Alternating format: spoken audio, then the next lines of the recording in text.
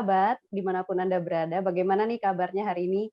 Semoga tetap sehat, tetap semangat, walaupun pandemi ini rasanya masih membuat ketar-ketir begitu ya, tapi semoga tetap semangat dan selalu sehat begitu ya.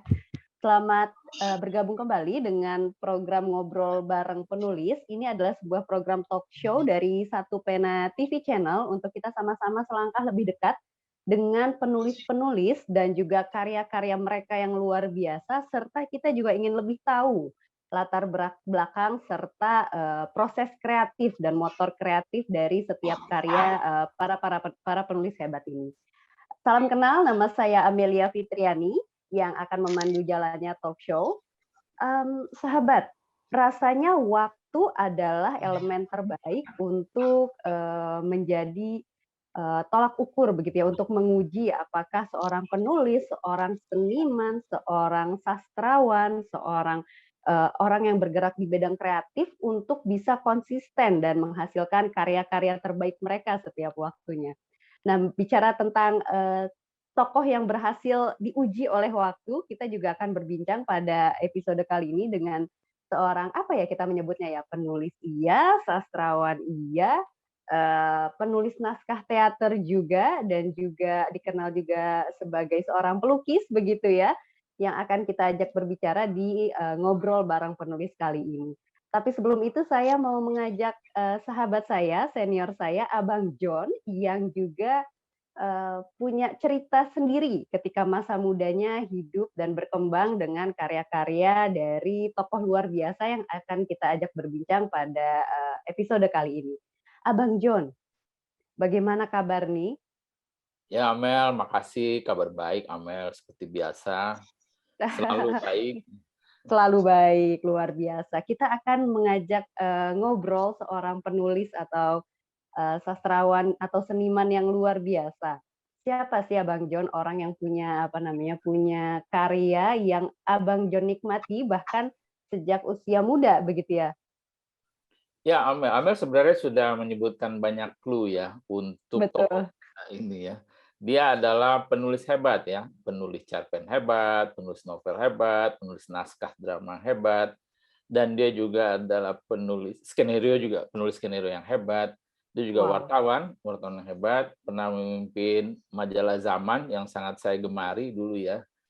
Itu juga dia adalah pemimpin redaktur pelaksana kalau nggak salah terakhirnya adalah redaktur pelaksana yang hebat. Dia adalah Putu Wijaya ya. Wow. Kita sapa aja Mas Putu. Saya memanggilnya Mas Putu agar lebih akrab ya. Apa kabar Mas Putu? Selamat siang, John. Selamat Terima siang. kasih. Mas Putu bawa kabar baik apa nih hari ini? Tadi saya lihat memegang buku ya. Bisa diceritakan buku apa itu, Mas? Oh, ini kebetulan saya ketemu sama John sama Amel. Ini ada buku 50 tahun saya mandiri. Aduh, 50 tahun saya mandiri. Ini berisi tentang perjalanan kami selama ini dan konsep-konsep yang kami lakukan. Yang ini merupakan buku hibah yang dicetak berdasarkan kebaikan sponsor, sehingga ini merupakan pemberian tanda mata kepada teman-teman. Nanti John sama Amel boleh datang ke rumah, nanti dikasih buku ini. Bukunya kira-kira 600-700 halaman, jadi kadang-kadang kalau tidak bisa membaca, simpan aja. Siapa tahu ada orang lain yang mau membacanya. Begitu. Wah. Saya tertarik Dibaca. membacanya, ingin tahu itu apa isinya. Dan itu Mas Putu menulis sendiri kah atau bagaimana? Hampir semuanya saya yang tulis. Tapi ada beberapa komentar dari teman-teman yang komentar singkat dari teman-teman tentang teater mandiri, tentang naskah-naskahnya, tentang permainannya, pengalaman beberapa pemain, tapi sedikit sekali. Tapi lebih banyak adalah saya. Jadi selama saya sakit dari tahun 2012 saya sakit, kebanyakan di rumah. Tiap tahun saya bikin buku, jadi bisa dilihat sebelah kiri saya ini bukunya. Sudah hampir 7 buku yang saya bikin untuk untuk mendokumentasi apa yang saya pikirkan gitu. Karena apa yang saya pikirkan itu kalau barangkali sulit melepaskannya, belum tentu orang mau membacanya. Karena ini lebih mengajak orang untuk merenung, untuk melihat sesuatu yang tidak biasa mereka lihat, yang tidak mungkin tidak suka mereka lihat itu. Tapi ya kalau ada waktu silakan membacanya gitu. Luar biasa ya, Mas. Misalnya seperti Ketika kenapa? sakit masih produktif. Luar biasa ya. Itu bikin iri orang itu. Mas Putu sakit tapi masih menulis buku dan bukunya tebal-tebal, setiap tahun ada buku. Itu anugerah yang luar biasa itu ya. Sebetulnya begini, John, saya sakit itu sakit saya itu karena ada sesuatu cacat ada seperti apa namanya andeng-andeng di pembuluh darah di otak yang pecah katanya. Jadi bukan karena darah tinggi atau kolesterol, bukan, itu pecah. Saya duga mungkin karena saya pernah jatuh dari panggung sebelumnya, setahun sebelumnya. Nah, itu kemudian mengganggu saraf sehingga harus dioperasi, dan kemudian kaki kanan dan tangan kiri saya tidak bisa dikuasai dengan baik. Jadi saya tidak bisa benar-benar aktif seperti biasanya. Tapi jalan pikiran saya biasa. Jadi saya punya waktu banyak sekali untuk menulis di rumah sekarang. Sehingga ketika saya tidak diberikan kesempatan untuk jalan-jalan lagi, mata dan telinga saya itu bertambah garang dia. Dan saya melihat, mendengar, membayangkan sesuatu yang sebelumnya tidak pernah saya lihat dan dengar. Jadi hikmahnya ada. Saya pikir, wah, mungkin ini suatu perintah buat saya untuk menuliskan segalanya yang tidak pernah, seperti rumput. Dulu saya tidak begitu peduli tentang rumput. Tapi sekarang kalau saya melihat rumput ini luar biasa. Atau orang berjalan aja. Dulu rasanya orang berjalan itu dengan sendirinya. Kita melihat, kita berbicara, itu dengan sendirinya sudah ada. Tapi ketika kita tidak bisa melakukannya, itu tiba-tiba menjadi sebuah karunia yang luar biasa. Berjalan saja dikagumi. Indah sekali rasanya orang berjalan. Indah sekali kalau saya bisa berjalan lagi. Seperti itu loh. Jadi banyak hal yang tidak ada sebelumnya jadi ada ketika dia tidak ada. Lucu ya. Ada ketika tidak ada. Tapi Begitu. Kenapa? membangun pikiran seperti gitu, bahwa kita melihat orang berjalan indah, bahwa kita melihat hal-hal di luar kita menjadi positif, menjadi baik, itu perlu kematangan jiwa juga ya. Banyak juga orang yang sakit malah down gitu. Mas Putu malah produktif ya. Apakah memang terlahir? Dokter saya yang memeriksa saya bilang, jangan berhenti, jalan terus itu. Karena jangan biarkan diri kamu berhenti, mengalir terus. Jadi, dan terutama karena saya di rumah sakit pun ketika sakit, saya lebih senang duduk daripada tidur. Tidur kalau di tempat tidur kalau udah mau bertidur aja. Tapi kemudian kebanyakan saya duduk aja. Jadi, ya mengajak berpikir positif ya. Seperti misalnya ada beberapa tetangga saya juga, teman-teman saya yang sakit seperti saya ini tidak bisa bergerak, tapi kemudian dia marah-marah. Ya, kalau kita marah, nanti kita akan tambah sakit. Jadi lebih baik kita ini aja, terima saja dan manfaatkan apa yang ada. Karena itu di dalam cara bekerja saya ada konsep namanya bertolak dari yang ada. Jadi dari apa yang ada itu banyak sekali yang bisa kita lakukan, yang kita lupakan ketika semuanya masih ada. Itu jadinya saya kembalikan ke sana. Dengan teater mandiri juga saya mengajak teman-teman untuk bertolak dari apa yang ada. Kalau ada uang kita pakai, tidak ada uang kita pakai yang tidak ada itu. Ada kemungkinan berjalan kita lakukan, tidak ada kemungkinan berjalan kita masih bisa berjalan dengan pikiran kita. Dibalik-balik seperti kok jalan, kok bisa itu. Jadi renungan-renungan menjadi bertambah mendalam ketika kita diam. Tetapi masuk ke dalam diri kita, masuk ke dalam lubang hitam yang selama ini belum pernah kita lalui. Seperti itu, rasanya seperti itu. Luar biasa. Ya, bertolak dari apa yang ada itu filosofi yang luar biasa itu. Sejak kapan itu Mas Putu yakini atau jalankan itu? Saya ini kan orang Bali. Saya besar di Bali sampai SMA saya di Bali. Tapi karena saya tidak bisa menari, tidak bisa menabuh gamelan, saya seperti jauh dengan tradisi Bali. Tapi ketika saya keluar dari Bali, maka kebalian saya keluar, yaitu kearifan-kearifan lokalnya itu muncul. Misalnya di Bali itu ada kearifan lokal yang berkata, "Ana tan ana." Ada itu tidak ada itu ada. ada lagi Rue Binede, dua yang berbeda. Dalam setiap hal ada dua hal yang berbeda ada. Pada suatu di dalam kesedihan ada kebahagiaan, di dalam kebahagiaan ada kesedihan, seperti hal seperti itu. Jadi di dalam ketiadaan ada keadaan. Artinya ketika kita tidak punya apa-apa, sebetulnya kita punya banyak sekali. Karena meskipun tidak kelihatan, kita bisa mengadakannya kalau kita mau seperti itu. Jadi kembali kepada kearifan lokal ini. Nah, perjalanan kembali kepada kearifan lokal itu menyebabkan saya merasa bahwa apabila sesuatu bisa dibalik-balik, akrobatik seperti itu, maka tidak ada yang perlu kita sesali, kita mengalir terus. Jadi latar belakang itu muncul ketika kita jauh dari rumah. Ketika kita sudah tidak di rumah, kita malah ada di rumah. Seperti ini contohnya. Kalau kita dulu nenek-nenek atau nenek-nenek kita menganggap orang tua itu sudah tidak berharga dulu, tapi mereka hanya untuk merawat cucunya atau bercerita. Jadi seakan-akan dia tidak ada gunanya lagi. Tapi ketika dia meninggal, maka tiba-tiba kita kehilangan suaranya. Kita kehilangan orang yang menegur kita kehilangan suara batuknya, kita kehilangan orang yang lewat di depan kita, tapi tidak mengganggu kita. Artinya, itu kalau kita refer kepada kearifan lokal kita, bahwa mulai ada ketika tidak ada. Tapi ketika ada, dia rasanya tidak ada, karena dia selalu ada. Tapi ketika dia tidak ada, itulah dia mulai ada, seperti itu. Jadi, mungkin itu bibitnya saya sampai kepada bertolak dari yang ada itu. Mungkin. Tapi yang lebih penting lagi adalah ini munculnya di teater. Ketika saya mulai masuk ke teater, saya mendengar banyak sekali keluhan. Ada orang mengeluh tentang tidak ada naskah, tidak ada tempat bermain, tidak ada gedung teater, tidak ada peralatan dan sebagainya. Masa tanpa itu kita tidak bisa berbuat apa-apa? Kalau saya lihat teater rakyat itu main di lapangan, tidak pakai properti, kadang-kadang pakai satu kostum sampai pagi. Kalau dia lagi berjalan, dia bilang, saya sekarang ada di Jakarta, maka tiba-tiba semua penonton merasa itu Jakarta.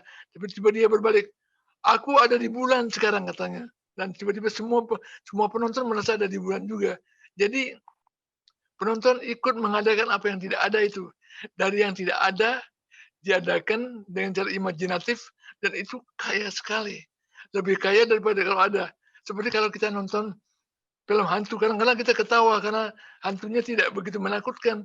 Tapi kalau kita mendengar cerita hantu di radio, kita bisa ketakutan padahal hantunya tidak ada. Karena imajinasi kita menolong kita untuk bekerja lebih banyak lagi, membangun hantu itu jadi benar. Jadi sesuatu yang tidak ada itu kadang-kadang lebih daripada yang ada. Seperti itu. Ini menarik nih filosofinya. Saya akan minta izin untuk menggunakannya ya Mas Putu ya. Dan itu ini memang bisa digunakan oleh siapa saja. Teman-teman saya mulai berpikir seperti itu kira-kira 30 tahun yang lalu. Dan ketika saya ngomong seperti itu, bertolak dari yang ada, itu seperti omong kosong aja. Tapi sekarang 30 tahun kemudian tiba-tiba istri saya kalau dia masak misalnya soto Bandung, kurang sedikit bumbunya, tapi dia terus masak. Terus saya bilang, kamu mau masak soto Bandung padahal bumbunya tidak ada. Terus dia bilang, bertolak dari yang ada. Dan ternyata rasanya enak. Rasanya agak lain tapi tetap soto Bandung. Jadi bertolak dari yang ada itu bisa dipakai untuk apa saja. Bisa apa saja. Bisa diterapkan kemana saja ya? Bisa, ya. Barangkali ini pertanyaan konyol ya, Mas Putu. Apakah bisa diterapkan pada orang miskin yang nggak punya uang? Oh iya, ini pertanyaan yang bagus. Pertanyaan yang konyol selalu bagus. Ya, jawabannya bagus. Pertanyaan yang pintar kadang-kadang jawabannya konyol karena iya dan tidak. Tapi ini bagus pertanyaannya. Ya karena ini analoginya begini, John. Orang kaya itu saya kemarin baru ketemu dengan seorang dokter, dia bercerita tentang sahabatnya orang kaya sekali, sangat kaya, kita tidak bisa membayangkan. Tapi orang kaya itu dia mengeluh, untuk apa kekayaan saya kalau saya makan tidak bisa, tidur tidak bisa, jalan tidak bisa, untuk apa kekayaan saya itu, katanya. Karena dia sakit atau apa, dia tidak bisa melakukan. Urusan saya banyak, tiap hari saya dikejar-kejar oleh segala macam yang harus saya pikirkan. Sedangkan orang yang miskin, dia tidak punya apa-apa, tapi dia bisa hidup. Dia dihidupi oleh lingkungannya, dan dia tidak memikirkan apa-apa. Dia kaya sekali, dia bisa kemanapun pikirannya bisa dilontarkan. Tidak ada barrier yang membatasi dia. Jadi dia sangat luar biasa. Jadi miskin itu kaya, imajinasinya jadi kaya sekali. Itu sebabnya saya tadi bilang tentang teater rakyat kita. Teater rakyat kita kan main di lapangan, tidak pakai apa-apa.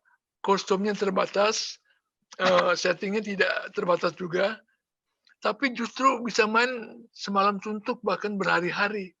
Sedangkan teater-teater lain di panggung yang harganya jutaan, ya penontonnya belum apa udah keluar, tidak suka melihat pertunjukannya seperti itu. Jadi kemiskinan itu kalau dipakai luar biasa. Kalau dipakai, kita kalau lihat analoginya lagi, penyanyi-penyanyi buta yang kita tahu itu lagu-lagunya sangat masuk ke dalam hati kita. Itu karena lebih berperasaan ya. Betul. Kekurangan itu kelebihan. Di Bali ada satu kearifan lokal yang berkata cacat pengaruh. Cacat pengaruh. Itu artinya cacat itu justru memberi aksen keistimewaannya dia. Salah satu kakak saya sudah meninggal sekarang. Salah satu telinganya itu tidak berfungsi baik sejak kecil. Lalu ayah saya bilang, kakakmu itu salah satu telinganya tidak berfungsi, tapi itu cacat pengaruh. Karena itu dia banyak temannya, dia disukai orang, tidak tahu kenapa, cacat pengaruh. Seperti gigi. Gigi yang gingsul itu lebih menarik daripada gigi yang rasa biasa-biasa. Seperti itu. Jadi kemiskinan itu, kalau kita bandingkan dengan, kita tidak punya kekayaan, tapi kalau kita tidak mempunyai beban apa-apa dibanding orang yang saya katakan, dia tidak bisa makan, tidak bisa jalan, tidak bisa ngapain, hanya memandang kekayaannya itu aja. Tapi orang miskin, dia tidak punya uang, tapi dia bahagia dengan kekayaan orang lain. Oh, orang itu kaya, bisa beli ini, bisa beli itu, semuanya bebas. Jadi dia kebahagiaan dalam hati itu kan lebih besar dari kebahagiaan fisik, seperti itu. Ya mungkin itu. Jadi filosofi itu bisa membuat orang bahagia ya, Mas Putu ya. Berangkat dari ya artinya bertolak dari yang ada itu artinya. Bertolak dari yang ada itu. Tinggal dibalik saja, dibalik. Tapi untuk menghayati itu memang memerlukan pengalaman. Karena kalau pengalaman dan jam terbang tentu tidak bisa sekalian begitu langsung, bisa pelan-pelan. Nanti bisa. Nah, saya tanya nih sekarang Mas Putu, apakah Mas Putu bahagia nih sekarang ini?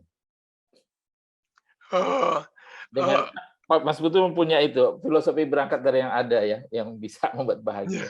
Nah, apakah Mas Putu sekarang ini berbahagia atau pada umumnya Mas Putu bahagia dalam hidupnya? Saya bahagia kalau saya merasa diri saya berguna itu. Jadi bahagia itu bukan sebuah tembok yang bahagia. Kalau tidak ada dinamikanya, kalau tidak ada imbangannya, seperti ini ya.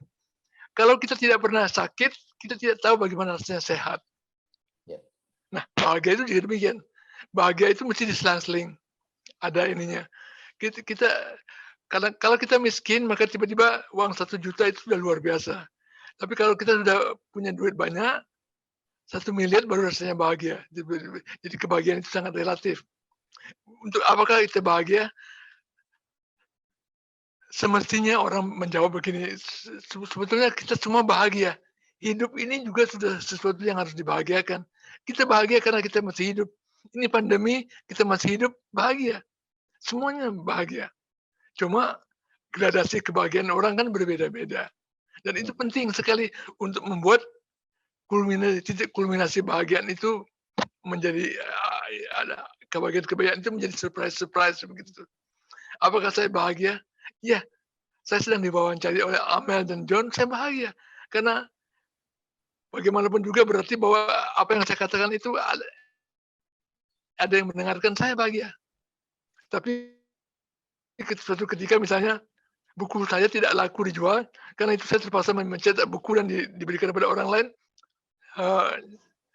Boleh dikatakan saya tidak bahagia pada saat itu, tapi kemudian saya bahagia karena saya ketemu orang yang membaca buku saya meskipun dia tidak membelinya seperti itu.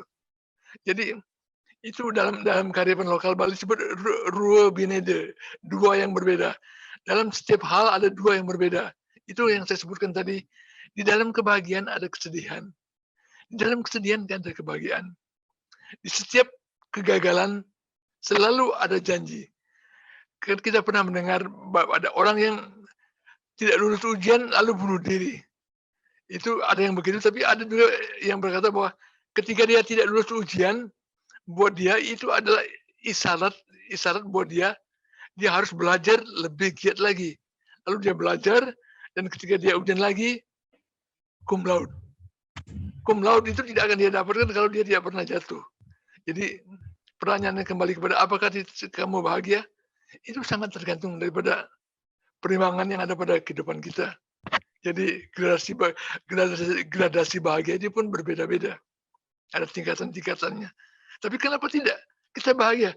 Kita hidup ini kita bahagia. Dan apa yang bisa membahagiakan kita macam-macam.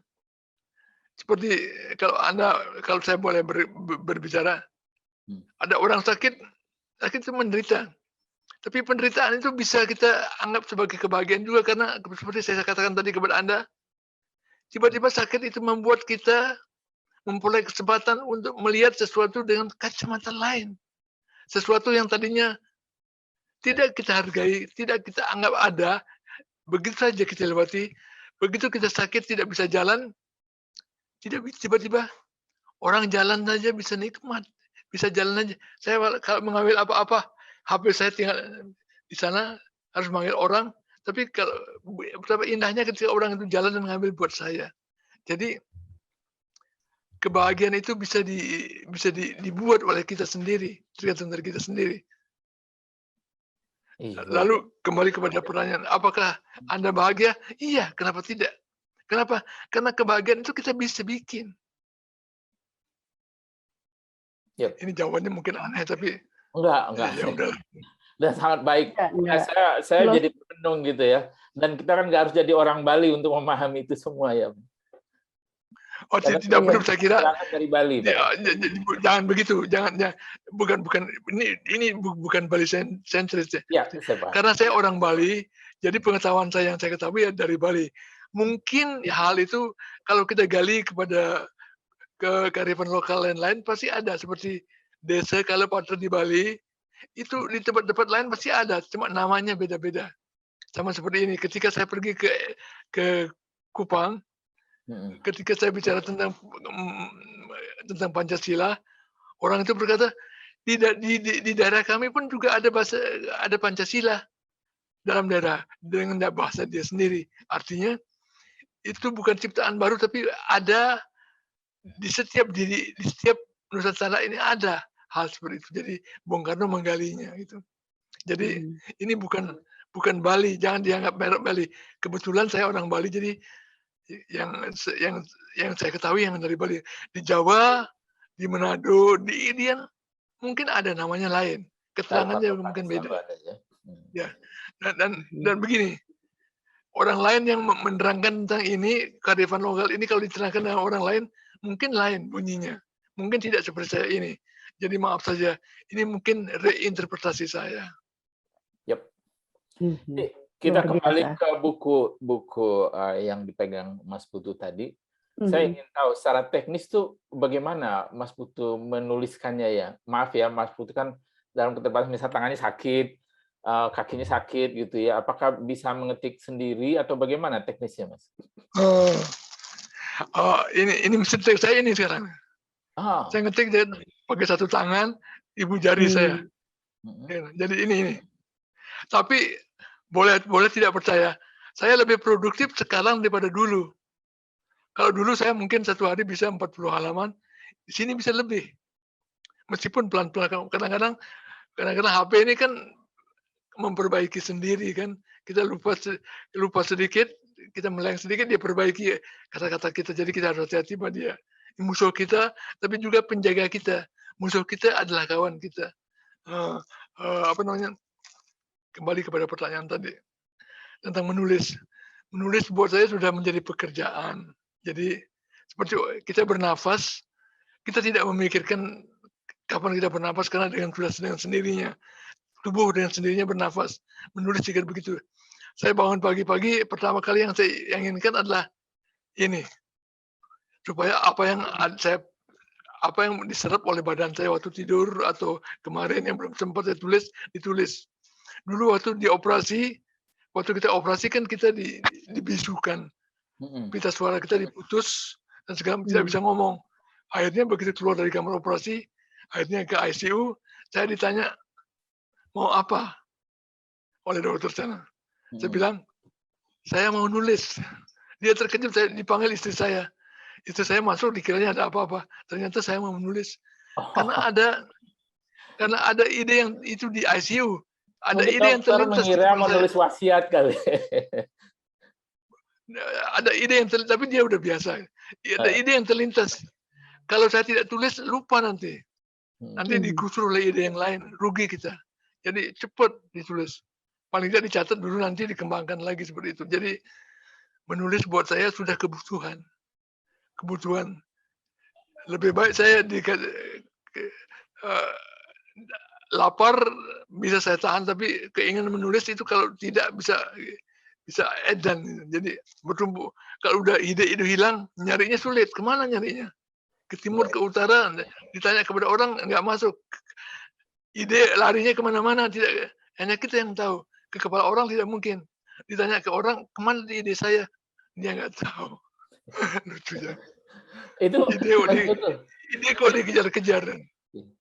Itu penjelasannya gimana ya? Penjelasannya gimana? Ide yang begitu. Penjelasannya gimana? Bahwa sekarang tuh Mas Putu lebih produktif dibanding dulu ketika masih sehat.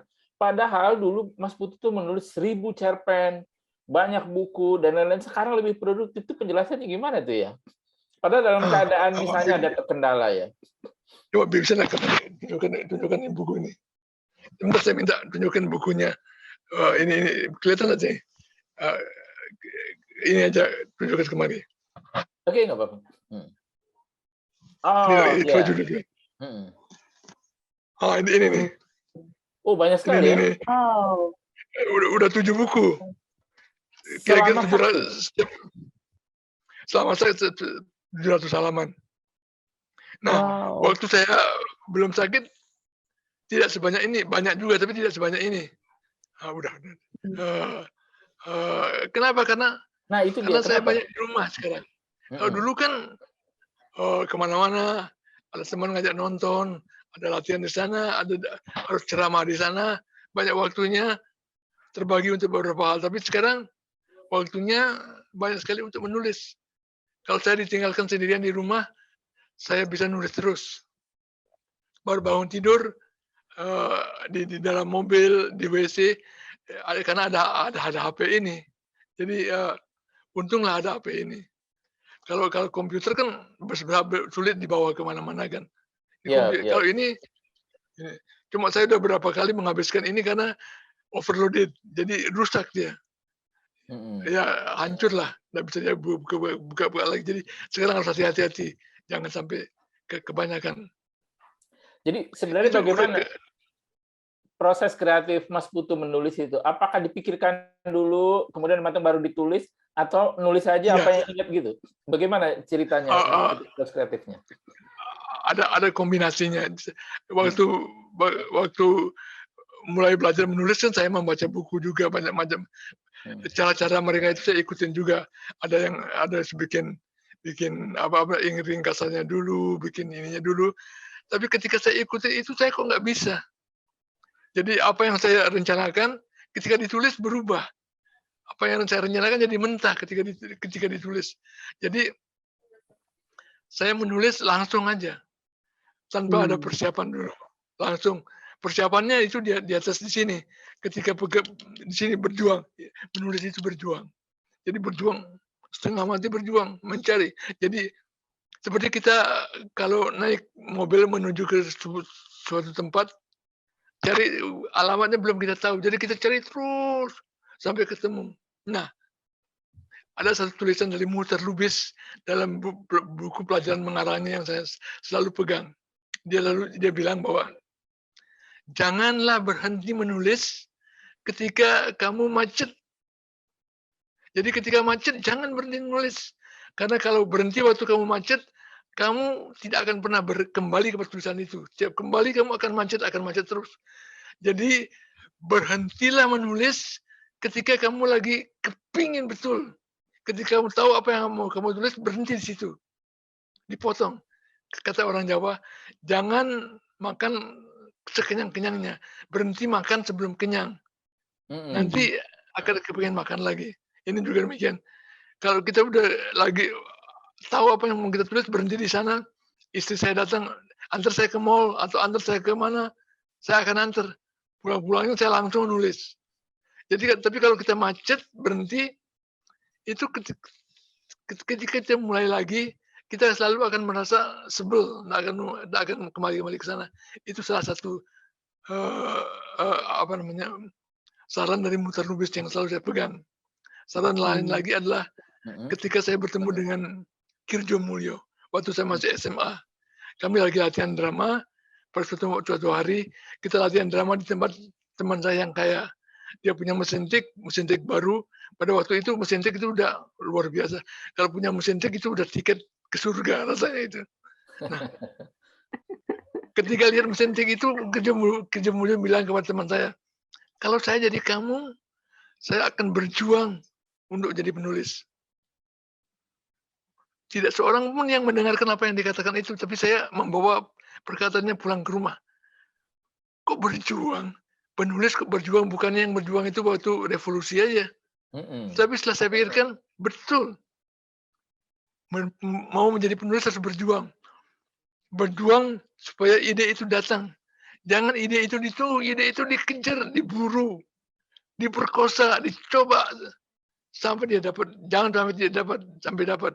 Setelah dapat, menuliskannya juga berjuang bagaimana mulainya. Dan ketika saya sudah mulai, bagaimana memasuki klimaksnya dan bagaimana mengakhirinya. Setelah jadi tulisan, kita berjuang lagi bagaimana untuk mempublikasikannya. Setelah menjadi buku, kita berjuang lagi bagaimana supaya orang membaca buku itu. Dan setelah dibaca oleh orang itu, ternyata salah membacanya. Kita berjuang lagi bagaimana caranya untuk mengatakan kepada dia bahwa tidak begitu, mestinya begini, ya, seperti itu. Jadi perjuangan tidak habis-habisnya. Sejak itu saya merasa menulis itu berjuang. Dengan cara melihat menulis itu berjuang, maka saya ke depan komputer, ke depan HP, kadang-kadang dengan tangan kosong, dengan kepala kosong, kasih saya sebuah judul, dan kemudian saya dari judul itu mengalir, semuanya mengalir terus. Dan kadang-kadang saya terkejut kok bisa begini, ya udahlah terus. Begitu selesai tulisan, seperti yang John tadi katakan, menunggu itu bisa saja tidak dipersiapkan sebelumnya karena banyak kejutan-kejutan yang terjadi, termasuk kejutan buat saya yang sedang menulisnya, sehingga ketika saya selesai menulis, loh, ini yang menulis saya atau ada orang lain yang ikut menulis dengan saya? Itu lucunya seperti itu. Tapi untuk menunjukkan bahwa sebetulnya ada kejutan-kejutan yang ada dalam diri kita ini yang membuat kita sering lupa bahwa diri kita mempunyai kekuatan terpendam yang kita lupakan. Ini ilustrasinya begini, Mel. John. Yep. Anak saya itu saya ajak main drama, dia memainkan monolog namanya kira-kira 45 menit sendirian. Dia lagi ujian, saya tunggu pelan-pelan dia menghafal, akhirnya dia hafal, dia mainkan. Mainnya bagus sekali. Dan kemudian 13 kali kami mainkan di mana-mana, di tempat-tempat yang lain berbeda-beda. Dan anehnya dia tidak pernah hafalannya tidak pernah susut. Sedangkan saya dulu, kalau saya main drama sekali, kalau diulang itu mengingat kembali yang sudah dihafal lebih sulit daripada mulai menghafal. Tapi dia bagus sekali. Satu kata pun tidak pernah ragu-ragu mengatakannya. Terus jalan. Terus saya tanya kepada dia, anak saya umur 25 tahun. Saya tanya, bagaimana kamu menghafalnya? Terus dia menjawab acuh tak acuh. bukan aku yang melakukannya, tubuhku sendiri. Luar Saya biasa. terkejut, Oh, saya tidak bertanya lagi. Tapi waktu itu saya berpikir, ya Allah, jadi tubuh kita ini memiliki kemampuan ikut serta menolong kita untuk bukan saja bekerja, juga mhm, berpikir. Dia menolong kita. Anda boleh tidak percaya, tapi saya mulai percaya sekarang. Karena kadang-kadang sebuah cerita pendek terjadi, selesai saya tulis, ketika saya baca itu sangat berbeda dengan apa yang saya pikirkan sebelumnya. Dan saya setuju ini. Dan jadi tubuh saya ini dengan segala pengalamannya membantu saya untuk berpikir yang lebih jernih seperti itu. Nah, kepercayaan itu ini bukan klinik, Yap. bukan bukan apa, bukan tahayul ya, tapi ini benar. Eee, Contohnya gampang adalah kalau saya menyetel waktu saya masih di Tempo, saya sering bikin cover story. Kalau saya lagi capek, besok harus terbit, capek, saya langsung tidur. Setel jam 3 saya harus bangun untuk memulai cover story itu selesai. Tapi sebelum jam 3 tubuh saya sudah membangunkan saya bangun. Saya bangun kerja dan setelah setengah jam kerja, bel itu baru berbunyi. Dan itu berkali-kali terjadi. Artinya kalau kita menyayangi tubuh kita, membiarkan dia tidur ketika dia lelah, ngasih makan ketika dia tidur, beristirahat ketika dia capek, dan dia dengan seluruh pengalamannya akan membantu kita ketika kita membutuhkannya tanpa kita sadari. Karena dia adalah bagian dari kita juga. Ya, itu pengalaman-pengalaman itu menyebabkan saya merasa bahwa saya dengan tubuh saya berdua, bekerja sama. Jadi lelah pun begitu, lelah bisa ditunda. Ketika ketika istri saya mengalami keguguran pertama kali, saya sedih sekali. Terus saya tiba-tiba waktu saya dalam kesedihan, saya harus menulis menulis cerita komedi untuk sinetron yang lucu.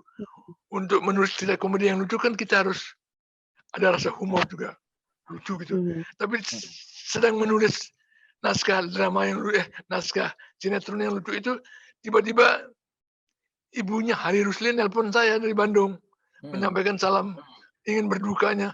Jadi saya sedih lagi ngomong tentang keguguran itu. Kemudian setelah selesai, saya nangis, itu saya selesai nelpon, saya balik lagi ke tulisan, tertawa lagi, seperti itu. Dan mmm, semuanya bisa terjadi sekaligus, bisa nyampur itu sekaligus. Artinya kalau kita udah bersahabat dengan tubuh kita, itu seperti itu. Jadi persahabatan saya dengan tubuh saya menyebabkan saya kayaknya mampu untuk mengatasi mengantuk, capek, kekurangan bahan dan sebagainya. Waktu di Tempo, Mm-mm. saya memegang sebuah rubrik, itu Tempo kan deadline-nya harus sudah pasti, tidak Yap. boleh Nggak boleh telat. tidak boleh juga tidak boleh ada ide, tidak boleh tidak ada ide, harus ada. Kalau tidak kosong di majalahnya. Nah itu kadang-kadang tidak ada harus diadakan. Nah itu membuat juga kita ketika tidak ada tiba-tiba terpikir sesuatu yang lain yang memungkinkan kita menuliskan sesuatu yang sebetulnya tidak akan pernah bisa kita tulis kalau semuanya ada. Jadi kembali kepada yang ditanyakan John tadi, kemiskinan itu kekayaan yang terpendam.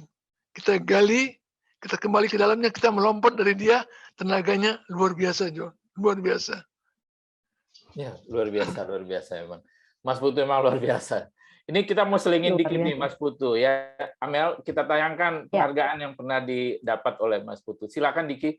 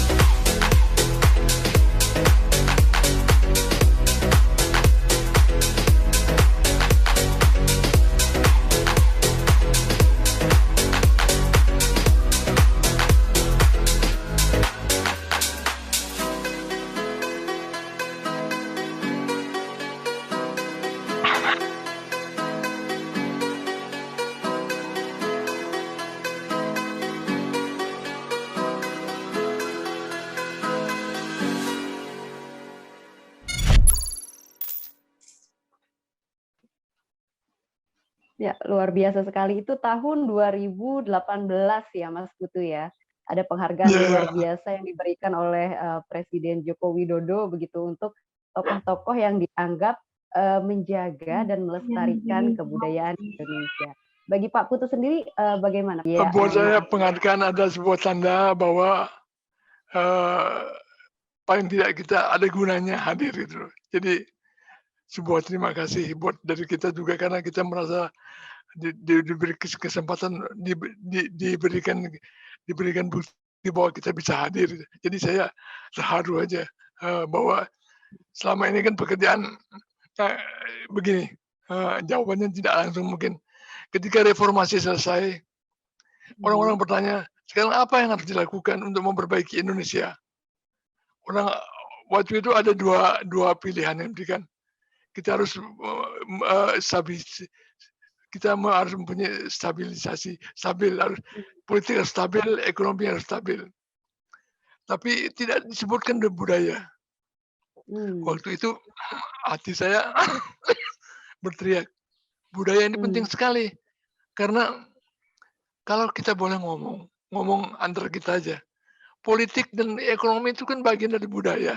Kenapa budaya dilupakan? Semuanya itu budaya sebetulnya. Budaya. Jadi kalau kita mulai dengan budaya semuanya dicakup.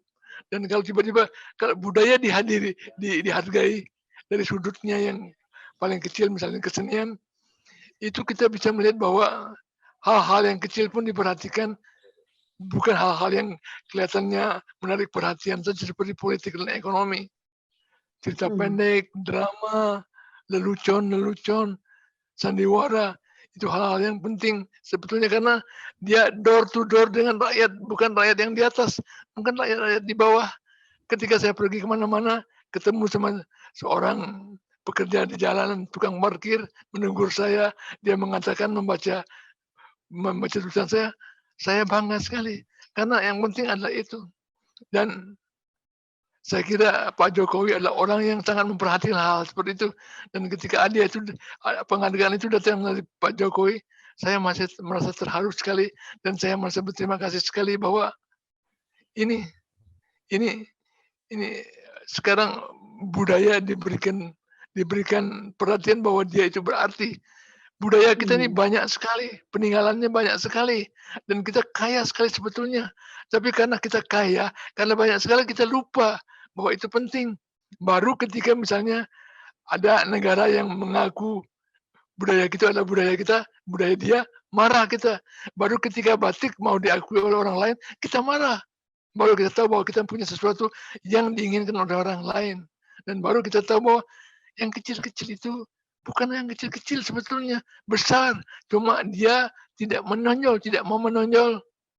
Bukan karena dia kecil, tapi karena artinya itu tidak langsung seperti itu. Jadi saya merasa bahwa kalau hal-hal seperti itu diperhatikan, bukan saja kepada saya, kepada semua teman-teman saya yang bekerja untuk pekerjaan yang kreatif, itu akan menolong kita mencapai apa yang kita inginkan.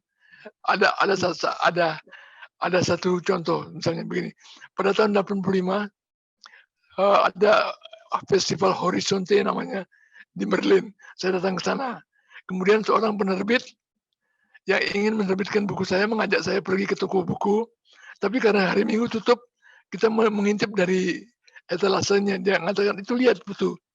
Ada bukunya Mangunwijaya, ada bukunya Pramudia Ananta terjemahan ke bahasa Jerman. Buku isinya bagus, terjemahannya juga bagus. Tetapi itu tidak laku di sini. Saya terkejut, loh kenapa yang tidak bagus tidak laku? Karena orang di sini tidak punya referensi bahwa Indonesia itu ada pengarang. Tradisi Indonesia yang tua itu mereka kenal karena sering diperkenalkan. Tapi budaya sastranya tidak dikenalkan. Itu beda dengan Jepang. Jepang kalau ada pejabat-pejabatnya ke luar negeri, dia akan membawa rombongan-rombongan senimannya untuk ikut juga dikenalkan. Dan mereka juga mengkampanyekan hasil-hasil kesenian mereka. Nah, itu buku-buku mereka langsung dicerna di sana. Kita enggak. Orang tidak tahu itu bagus karena mereka tidak punya referensi. Nah, hal-hal seperti itu membuat saya terharu ketika hadiah diberikan oleh seorang presiden, oleh seorang pejabat yang lain kepada orang yang menghasilkan apa yang orang dinilai oleh kebanyakan orang tidak ada harganya. Seakan-akan kesenian itu pengemis yang menghabiskan uang rakyat sehingga rakyat tambah miskin. Tapi sebetulnya bukan. Mereka itu, pekerja-pekerja kreatif itu adalah sebetulnya orang-orang yang memberikan vaksin kepada masyarakat supaya mereka kebal, mempunyai daya tahan untuk menghadapi banyak hal kesulitan-kesulitan hidup, mencoba batin mereka.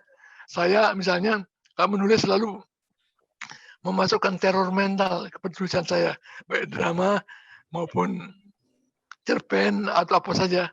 Maksud saya untuk mengganggu orang, melatih batin mereka untuk melihat sesuatu, melihat kepahitan-kepahitan, melihat kebalikan-kebalikan yang berharga, mengganggu mereka supaya mereka hilang keseimbangannya sebentar agar mereka berpikir lagi untuk kemudian mendapat keseimbangan dan mampu menghadapi sesuatu yang harus mereka hadapi nanti, seperti itu. Jadi fungsinya sebetulnya secara tidak langsung kalau diterangkan seperti itu. Tidak, kalau uang kan, kalau ekonomi kan dihitungnya pakai angka. Modalnya 100, kembalinya 1.000.000 untung. Tapi kalau kesenian modalnya 1.000, belum tentu untungnya 100. Kalau diangan angka, tapi hitungannya jangan angka. Bukan angka hitungnya. Dulu gedung kesenian Jakarta pernah dipertanyakan, kenapa gedung kesenian Jakarta tidak pernah memberikan untung?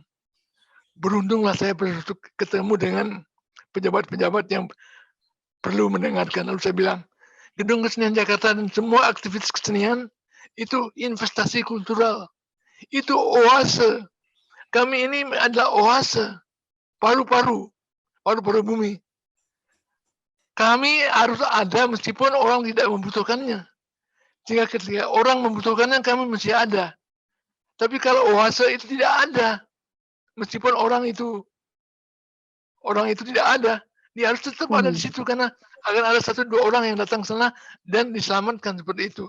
Jadi fungsinya seperti oase, paru-paru bumi. Hutan tidak boleh dihajar semuanya untuk bangunan, untuk paru-paru. Ya memang itu lahan yang bisa dijual. Tapi keselamatan paru-paru kita gimana kalau itu rusak seperti itu.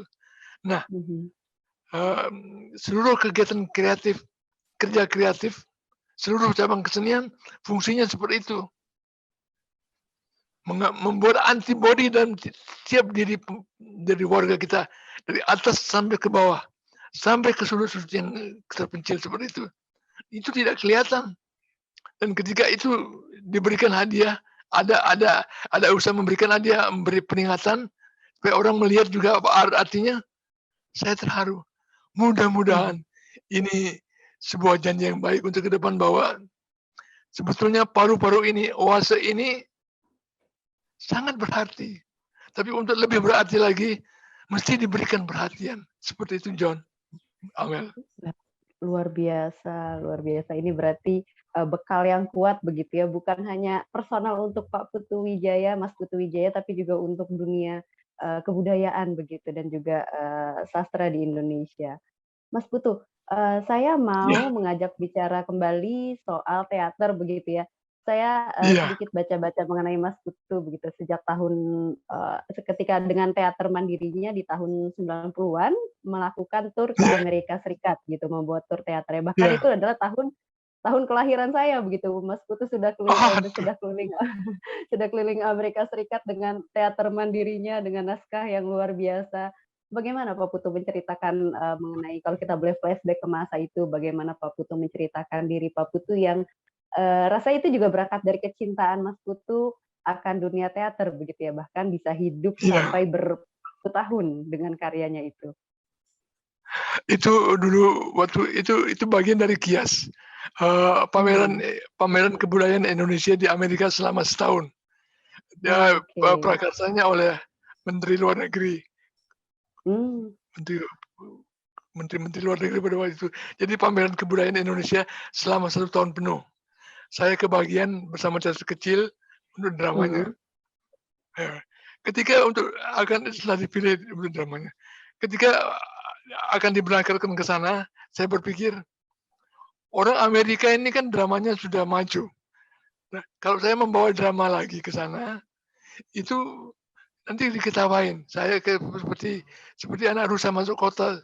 Saya harus belajar lebih banyak lagi dari mereka daripada mereka menyuruh mereka menonton saya. Itu saya akan gagal. Lalu saya renungkan apa yang bisa saya bawa ke sana yang bisa mereka pelajari dan bukan mereka ejek. Lalu saya berpikir tentang wayang. Lalu saya mulai berpikir wayang. Lalu saya membuat sebuah layar 15 meter kali 15 kali 9 meter besarnya. Lalu saya mempertunjukkan bayangan ke sana. Tapi bayangan bukan seperti bayangan wayang. Bayangan itu bisa besar kecil, bisa ditumpuk. Keluar masuk, bisa keluar bayangan juga. Jadi tidak ada ceritanya.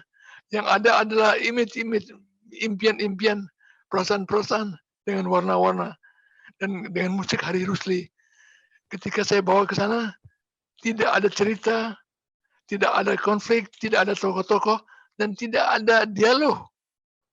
Selama 1,5 jam, hanya bayangan-bayangan saja. Dan itu sambutannya bagus sekali. Dan sejak itu kemudian saya memakai itu sebagai idiom teater mandiri. Selama 20 tahun kemudian saya bekerja dengan bayangan-bayangan itu. Sangat menampilkan pencapaian-pencapaian kita di negeri ini dalam hal teater. Jadi berbeda dengan mereka. Seperti itu. Menarik sekali.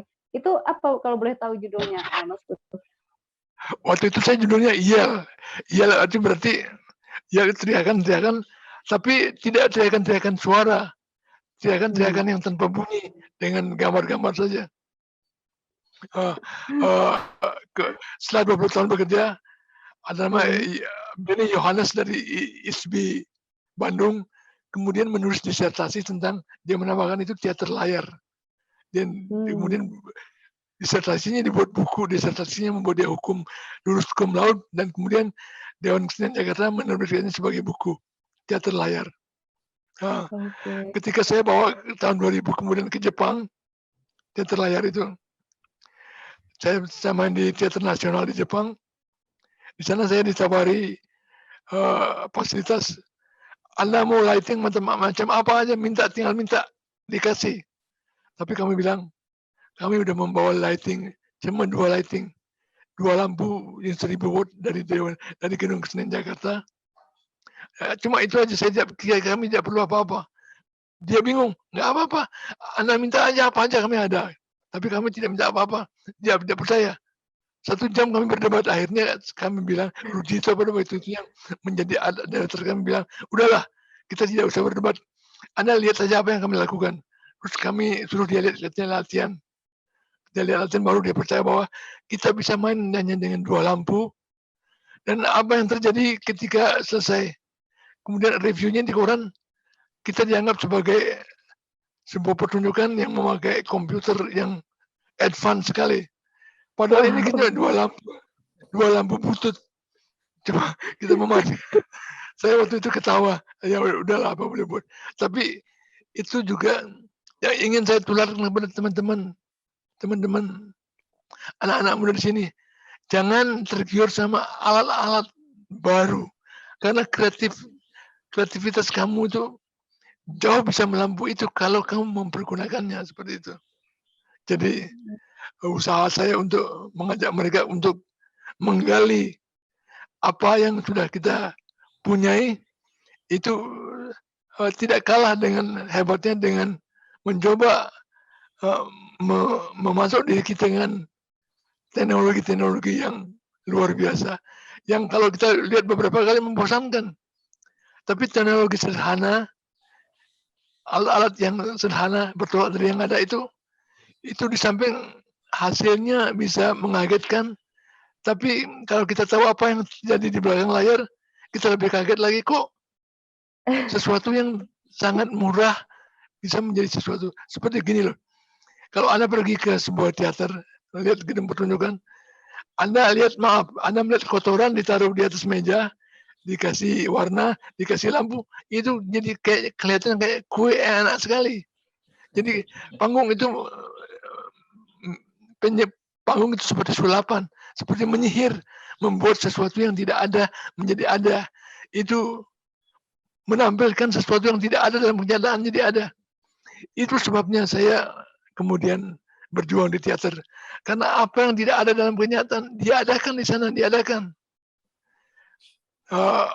Pembunuhan yang dilakukan dengan berdarah dalam kenyataan, di sana dilakukan dengan kayu aja, dan tidak kena orangnya. Dan orang percaya itu pembunuhan. Jadi, apa yang tidak ada dalam kenyataan, ada di atas panggung. Apa yang tidak mungkin dimungkinkan, tidak ada yang tidak mungkin di atas panggung. Itu yang menyebabkan saya kemudian masuk ke teater. Dan hal-hal semacam itulah, cara berpikir seperti itulah yang kemudian mendasari apa yang pernah saya bawa ke Amerika, saya bawa ke Eropa, ke Mesir, ke Jepang, ke Brunei, dan sebagainya. Itu apakah itu yang disebut kreativitas oleh Mas Putu, bukan? Ya, kreativitas itu luar biasa. Tidak bisa dicapai. Itu teknologi itu kan awalnya kreativitas juga. Itu video call, dulu kan kita tercengang waktu nonton film Flash Gordon ada video call. Apa itu tidak mungkin terjadi. Tapi sekarang nyatanya ada. Dan itu dimulai dari mimpi. Kreativitas itu kan bagian dari mimpi juga. Mimpi itu bagian dari kreativitas juga. Jadi luar biasa. Oke, sekarang kita akan tayangkan satu lagi, Mas Putu, dari Guntungan Koran, yang menunjukkan penghargaan kepada Mas Putu dari dunia pendidikannya. Silakan, Diki. Iya. Nah, ini. Ya, ini jadi cuplikan beritanya Abang John dan Mas Putu. Putu Wijaya raih gelar Doktor Honoris Causa dari ISI Yogyakarta. Terima kasih Mas Bayu. Ya, ini penghargaan yang luar biasa ya, Mas Putu, dari akademik untuk menghargai seorang sastrawan. Apa artinya penghargaan ini bagi Mas Putu? Sebetulnya bukan sebagai sastrawan, sebagai orang teater ini. Ini kan yang mau, ya. Sebagai orang, jadi isi Jogja akademi teaternya memberikan kepada saya penghargaannya kembali kepada apa yang saya katakan tadi, bahwa saya terharu dan berterima kasih sekali bahwa buku-buku saya kan termasuk buku-buku yang tidak laku, pementasan saya bukan pementasan yang laku. Kalau orang lain ditonton oleh ribuan orang, saya 1000 saja sudah cukup. Tapi kok diberikan penghargaan, itu saya terharu. Artinya mudah-mudahan mungkin apa yang saya selipkan di dalamnya, pesan-pesan moral saya selipkan, itu mungkin ada yang mendengarnya. Soalnya begini John, Mel, pada tahun saya pernah mementaskan naskah Aum di Taman Ismail Marzuki tahun 80-an. Aum tentang sekelompok orang desa mengadu kepada pemerintah. Di daerah di dusun mereka terjadi hal-hal yang aneh. Ada laki-laki bunting, ada orang tangannya banyak, ada orang kepalanya bisa lepas, macam-macam. Keanehan itu mereka tanyakan, kenapa bisa begini? Kemudian bupati pada waktu itu tidak bisa menjawab. Lalu dia meneruskannya gubernur. Lalu gubernur juga tidak bisa menjawab. Akhirnya orang dusun itu marah. Kalau begitu saya akan menanyakannya langsung kepada Tuhan.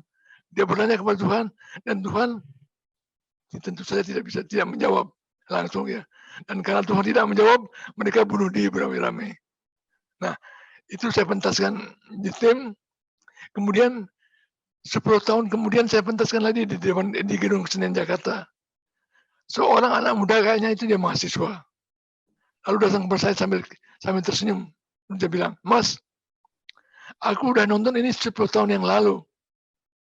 Tapi biasa-biasa saja. Tapi tadi aku baru nonton dan aku sekarang mengerti. Terima kasih Mas katanya. Saya terkejut sekali.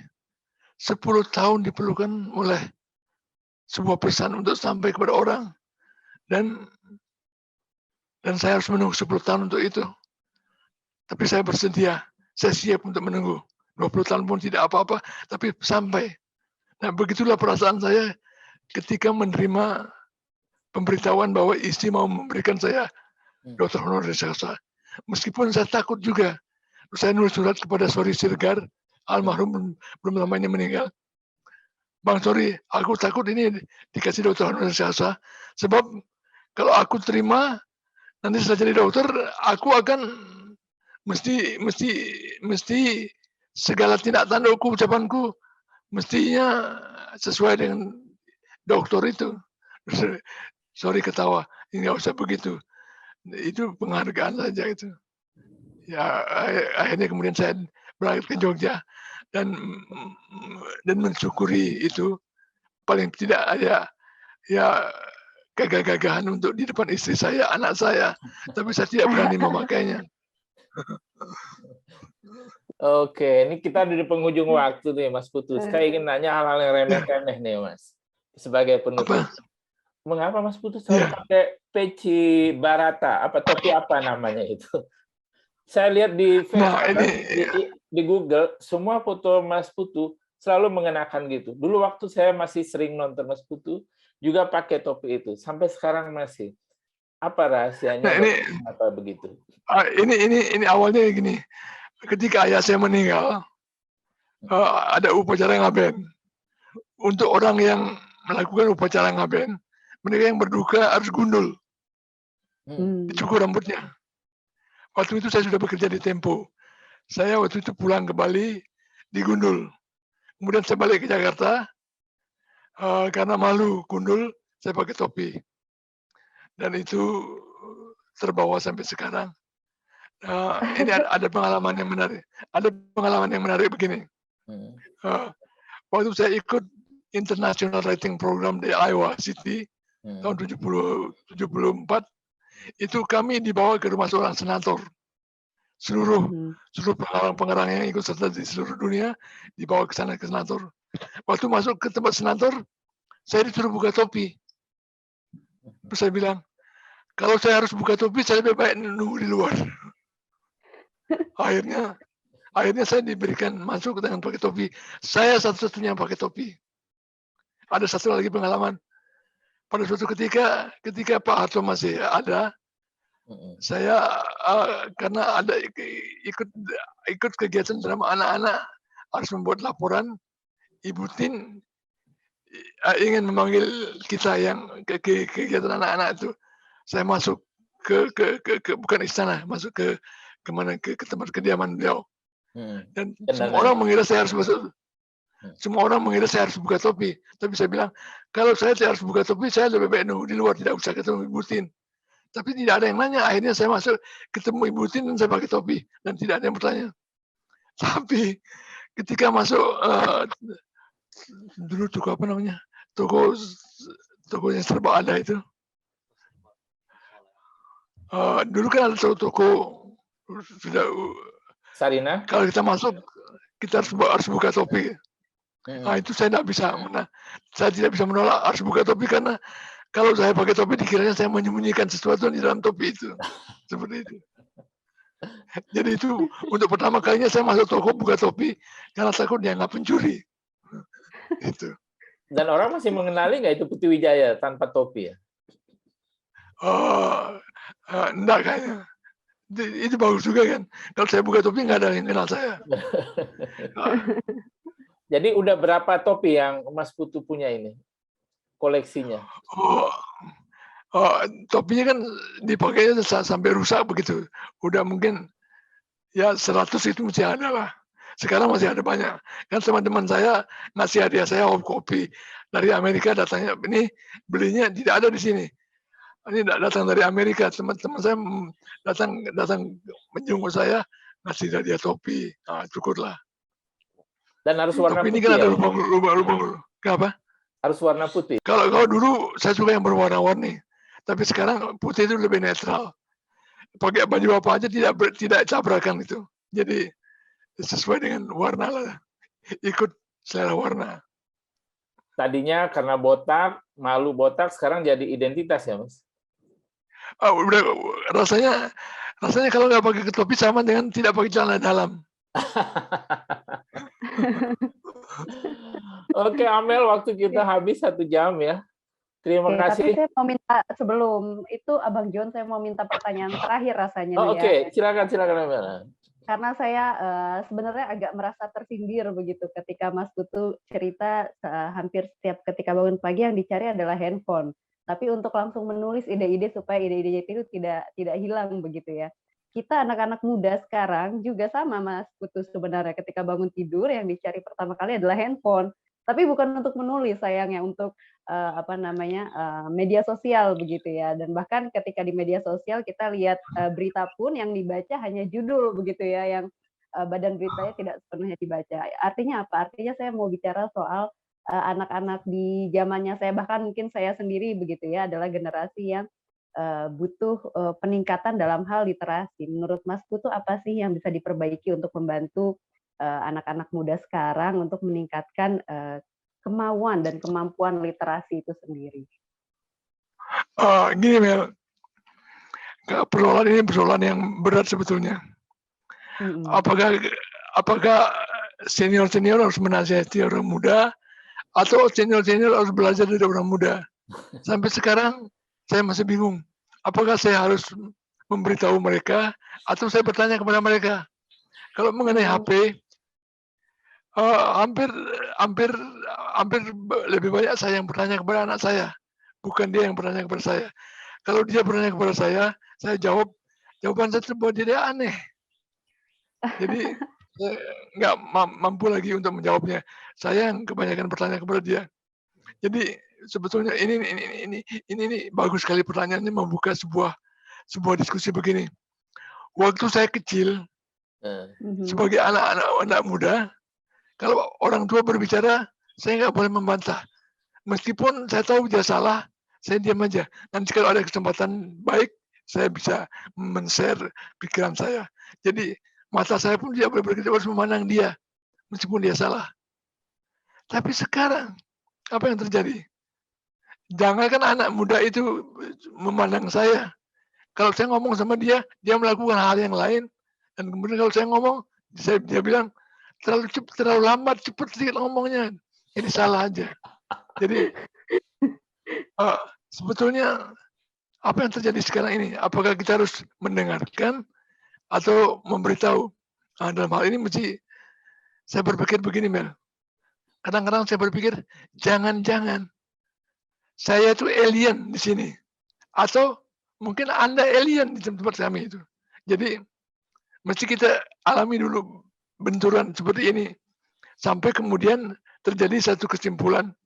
Apakah kalian pantas mendengarkan kami, ataukah kami yang harus belajar dari kamu? Jadi jangan berpikir bahwa kamu salah. Mungkin kamu betul.